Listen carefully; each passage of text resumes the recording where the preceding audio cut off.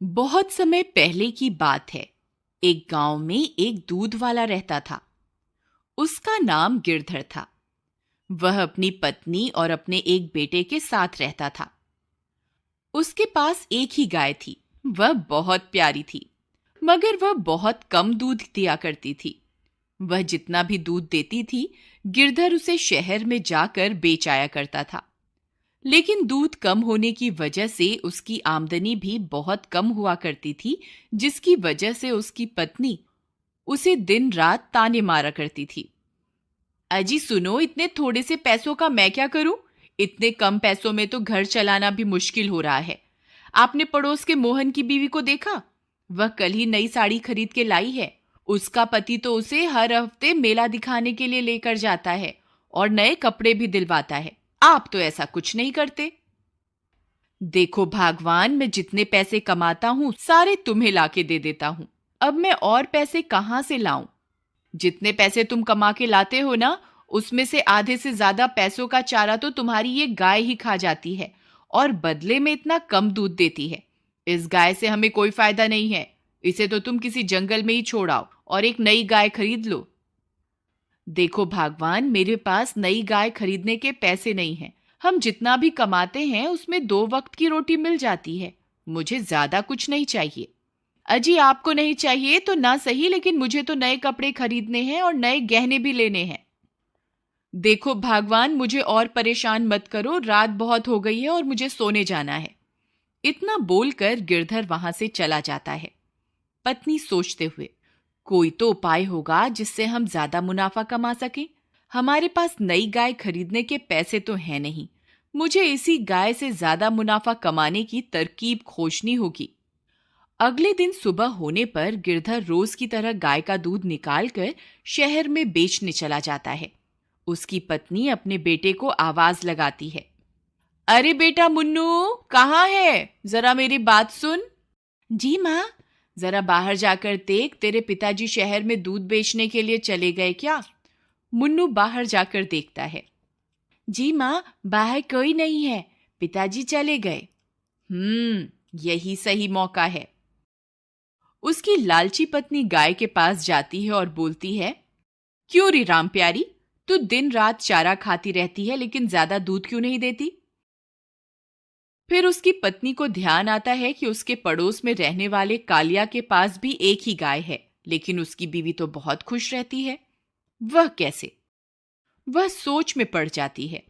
यही बात पता करने के लिए वह कालिया के घर जाती है। अरे भाई कालिया, जरा बात तो सुनो। अरे बहन सुषमा, कैसी हो तुम? और गिरधर के क्या हाल हैं? अरे हाल चाल तो मत ही पूछो, बहुत बुरे हाल हैं। हमारी गाय तो ज्यादा दूध ही नहीं देती। इतने कम दूध में कोई मुनाफा नहीं हो रहा। तुम्हारे पास भी तो एक ही गाय है, किंतु तुम्हारी गाय तो बहुत सारा दूध देती है। वह कैसे? बहन, एक राज की बात बताऊं, किसी से कहना नहीं।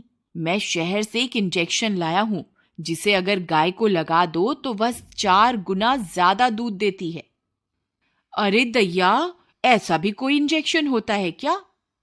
हाँ बहन, मैं तो अपनी गाय को वही इंजेक्शन देता हूं, तभी तो मेरी गाय ज्यादा दूध देती है। अरे भैया, मुझे भी ऐसा इंजेक्शन दे दो ताकि मैं भी कुछ मुनाफा कमा सकूं। जरूर, क्यों नहीं, ये लो। लेकिन ध्यान रखना, गिरधर को पता ना चले। अगर उसे पता चल गया तो तुम्हारी और मेरी शामत आ जाएगी। हाँ हाँ, किसी को कुछ पता नहीं चलेगा। फिर उसकी पत्नी कालिया से इंजेक्शन लेकर अपने घर वापस आ जाती है और घर पहुंचते ही चुपके से अपनी गाय को इंजेक्शन लगा देती है। फिर अगले दिन रोज की तरह गिरधर अपनी गाय का दूध निकालता है। अरे ये क्या, आज तो पूरी बाल्टी भर गई, फिर भी दूध बंद ही नहीं हो रहा। लगता है भगवान ने मेरी लालची पत्नी की बात सुन ली। शायद अब हमारे अच्छे दिन आ जाएं। अब शहर चलता हूं और जो भी मुनाफा होगा उससे अपनी बीवी के लिए कुछ नए कपड़े खरीद लूंगा। शाम होने पर गिरधर अपनी बीवी के लिए कुछ नए कपड़े लेता है। उसकी बीवी नए कपड़े पाकर खुश हो जाती है। कुछ दिनों तक ऐसा ही चलता रहा। गिरधर की लालची पत्नी रोज अपनी गाय को इंजेक्शन लगा देती और गाय ज्यादा दूध देने लगती और गिरधर शहर जाकर दूध बेचता और जो भी मुनाफा होता वह सारा का सारा अपनी बीवी को दे देता। फिर एक दिन गिरधर की पत्नी रोज की तरह गाय को इंजेक्शन लगाने जाती है। गाय भी समझ चुकी थी कि ये लालची औरत उसे इंजेक्शन लगाने आ रही है। जैसे ही सुषमा उसे इंजेक्शन लगाती है, गाय छटपटाने लगती है। सुषमा, अरे आज क्या हो गया तुझे? इतना क्यों छटपटा रही है? एक जगह ठहर तो सही, रुक जा, इंजेक्शन तो लगाने दे। लेकिन गाय बहुत ज्यादा छटपटाती है और उसे इंजेक्शन नहीं लगाने देती। अरे बेटा मुन्नू, जरा मेरी बात तो सुन। जी माँ। मुन्नू बेटा, हमारी गाय की तबीयत थोड़ी खराब हो गई है, इसलिए मुझे इसे इंजेक्शन देना होगा। जरा तू इसे पकड़ के रख ताकि मैं इसे इंजेक्शन लगा सकूं। जी माँ, मैं अभी पकड़ता हूँ। फिर जैसे ही सुषमा उसे इंजेक्शन लगाने लगती थी, गाय फिर से छटपटाती है और इंजेक्शन गलती से मुन्नू के हाथ में लग जाता है।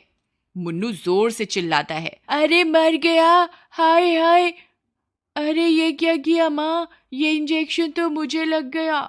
हे भगवान, ये मुझसे क्या हो गया? अब क्या होगा? फिर रात होने पर मुन्नू की तबीयत खराब हो जाती है।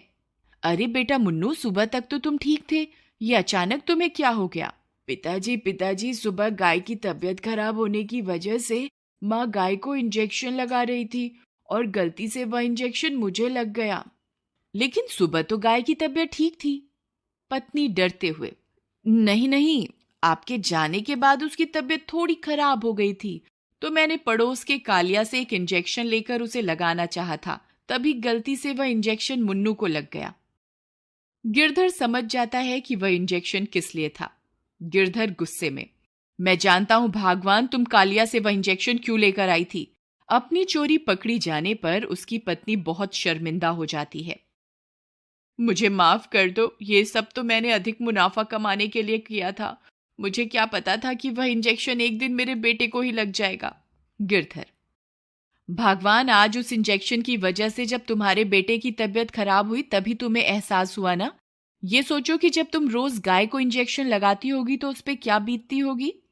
उसे कितना दर्द महसूस होता होगा।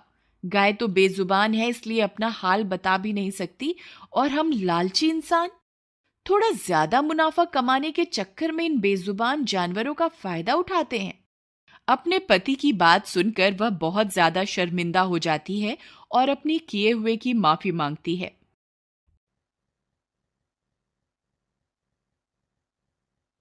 फिर वह गाय के पास जाती है और उससे भी माफी मांगती है,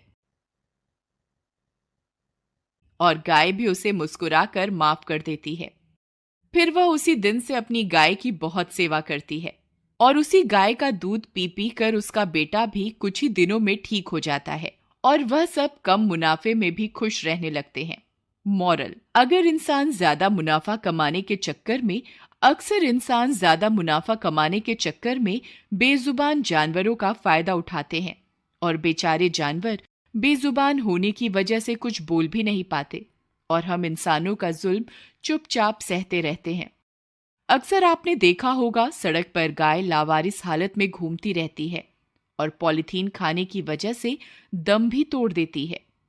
हमें पॉलीथीन का इस्तेमाल भी कम से कम करना चाहिए और अगर आपको कोई गाय पॉलीथीन खाते हुए दिखाई दे तो उसे रोकना चाहिए। क्या पता आपके इस कदम से किसी बेजुबान की जान बच जाए।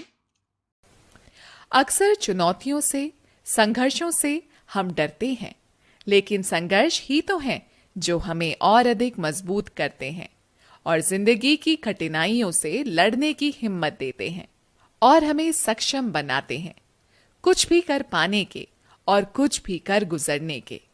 इसलिए जिंदगी में कभी भी कोई चुनौती आई तो उसे घबराइए मत, बल्कि हंसकर उसका सामना कीजिए। ये कहानी कहीं ना कहीं अगर आपके दिल को छुए तो प्लीज लाइक जरूर कीजिएगा